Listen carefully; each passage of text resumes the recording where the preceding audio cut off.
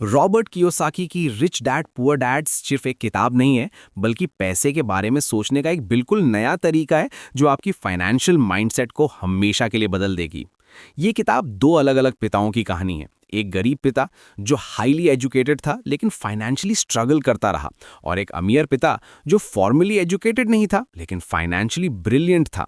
सबसे पहली और शायद सबसे पावरफुल इंसाइट ये है कि अमीर लोग एसेट्स खरीदते हैं, गरीब लोग लायबिलिटीज खरीदते हैं, और मिडिल क्लास वाले लायबिलिटीज को एसेट समझ के खरीदते हैं। यहाँ पर कियोसाकी का डेफिनेशन बहुत सिंपल लेकिन रेवोल्यूशनरी है। एसेट वो चीज़ है जो आपकी पॉकेट में पैसा डालती है, और लायबिलिटी वो है जो आपकी पॉकेट से पैसा निकालती है।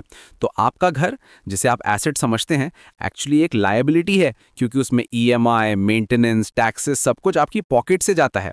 दूसरी बेहद इंटरेस्टिंग बात यह है कि अमीर लोग अपने बच्चों को फाइनेंशियल लिटरेसी सिखाते हैं, जबकि गरीब और मिडिल क्लास फैमिलीज अपने बच्चों को सिर्फ अच्छे ग्रेड्स लाने और सिक्योर जॉब पाने के लिए कहते हैं। रिच डैड का फिलॉसफी था कि स्कूल आपको एम्प्लॉय बनना सिखाता है, एम्प्लॉयर बनना नहीं।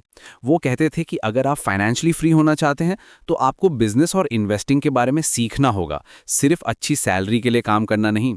तीसरी मेजर इंसाइट यह है कि अमीर लोग पैसे के लिए काम नहीं करते, बल्कि पैसे को अपने लिए काम करवाते हैं। ये कॉन्सेप्ट थोड़ा माइंड बेंडिंग लग सकता है, लेकिन इसका मतलब यह है कि आप अपनी इनकम को एसेट्स में इन्वेस्ट करते हैं जो आपके लिए पैसिव इनकम जनरेट करती हैं। रिच डैड हमेशा कहते थे कि रैट रेस से बाहर निकलने का यही एक तरीका है। चौथी फैसिनेटिंग बात यह है कि कियोसाकी टैक्सेस के बारे में एक बिल्कुल अलग पर्सपेक्टिव देते हैं। वो बताते हैं कि अमीर लोग कम टैक्सेस पे करते हैं क्योंकि वो टैक्स लॉस को समझते हैं और लीगल वेज में उनका फायदा उठाते हैं। कॉरपोरेशंस और बिजनेसेस के थ्रू वो अपनी इनकम को स्ट्रक्चर करते हैं जिससे उनकी टैक्स लायबिलिटी कम हो जाती है।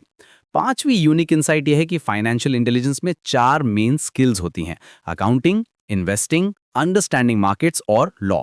ये चारों स्किल्स मिलकर आपको फाइनेंशियली इंटेलिजेंट बनाती हैं। मोस्ट लोग सिर्फ हार्ड वर्क पर फोकस करते हैं, लेकिन स्मार्ट वर्क और फाइनेंशियल एजुकेशन पर ध्यान नहीं देते। छठी बात जो रियली आई ओपनिंग है वो ये है कि मिडिल क्लास का सबसे बड़ा ट्रैप ये है कि वो लाइफस्टाइल इन्फ्लेशन में फंस जाते हैं। जैसे ही उनकी सैलरी बढ़ती है, उनके एक्सपेंसेस भी बढ़ जाते हैं। रिच डैड कहते थे कि पहले अपने एसेट्स बिल्ड करो, फिर उन एसेट्स की इनकम से अपनी लग्जरीज बाय करो। सातवीं पावरफुल कॉन्सेप्ट ये है कि फियर और ग्रीड दो इमोशंस हैं जो मोस्ट लोगों की फाइनेंशियल डिसीजंस को कंट्रोल करती हैं। फियर ऑफ लूजिंग मनी उन्हें कंजर्वेटिव बनाता है, और ग्रीड उन्हें रिस्की डिसीजंस लेने पर मजबूर करता है। रिच डैड का अप्रोच था कि इन इमोशंस को अंडरस्टैंड करो और उन्हें अपने फेवर में यूज करो। आठवीं इंटरेस्टिंग पॉइंट यह है कि अमीर लोग प्रॉब्लम्स को अपॉर्चुनिटीज की तरह देखते हैं। जब मार्केट क्रैश होता है वो बाइंग अपॉर्चुनिटीज देखते हैं, जब रिसेशन आती है वो चीप एसेट्स पिक करते हैं। ये माइंडसेट शिफ्ट बहुत क्रूशल है फाइनेंशियल सक्सेस के लिए। नवी इंसाइट ये है कि नेटवर्किंग और रिलेशनशिप्स का इंपॉर्टेंस। रिच डैड हमेशा कहते थे कि आपका नेटवर्क ही आपका नेटवर्थ है। स्मार्ट लोगों के साथ सराउंड करो, उनसे सीखो और म्यूचुअली बेनिफिशियल रिलेशनशिप्स बिल्ड करो।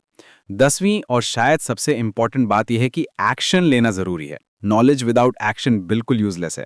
रिच डैड कहते थे कि मिस्टेक्स करना ओके है, लेकिन कुछ ना करना सबसे बड़ी मिस्टेक है। ये किताब उन सभी के लिए परफेक्ट है जो ट्रेडिशनल फाइनेंशियल एडवाइस से फ्रस्ट्रेटेड हैं और एक कंप्लीटली डिफरेंट अप्रोच ट्राई करना चाहते हैं। ये सिखाती है कि पैसे के बारे में कैसे सोचें, कैसे इन्वेस्ट करें और कैसे फाइनेंशियल फ्रीडम अचीव करें।